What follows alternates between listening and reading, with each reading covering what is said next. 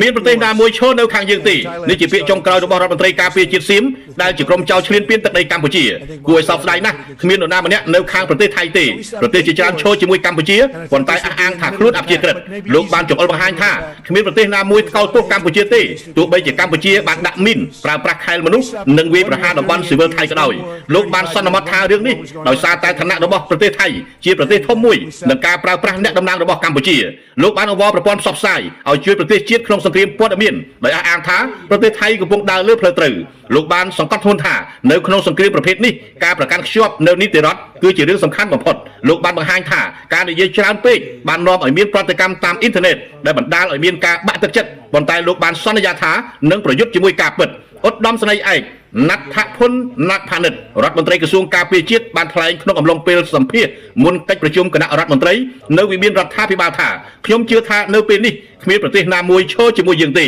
នេះជាសម្ដីរបស់រដ្ឋមន្ត្រីក្រសួងការពារជាតិចៅសៀមទើបដឹងខ្លួនឯងហើយថារាល់ប្រទេសណាក៏មិនគាំទ្ររបបយោធាសៀមដែលបំពានឈ្លានពានលើកម្ពុជាតែរដ្ឋមន្ត្រីក្រសួងការពារជាតិរូបនេះលោកថាក៏មិនចាំបាច់ឲ្យមានប្រទេសដទៃណាមករកសន្តិភាពឲ្យប្រទេសសៀមដែរគឺសៀមជឿជាក់លើយោធាសៀមនិងប្រជាជនសៀមប៉ុណ្ណោះដើម្បីរកសន្តិភាពឲ្យជនជាតិសៀមព្រមទាំងប្រទេសសៀមនេះបើតាមរបាយការណ៍របស់យោធាសៀមនិយាយរៀបរាប់ខ្លឹមសាររបស់រដ្ឋមន្ត្រីក្រសួងការពារជាតិសៀមដែលបានសម្ភាសនៅមុខសារព័ត៌មានក្នុងស្រុកសៀមនៅថ្ងៃទី23ខែធ្នូឆ្នាំ2025នេះចំណែកអនុទានឆាន់វរៈគុលនាយករដ្ឋមន្ត្រីចាំផ្ទះ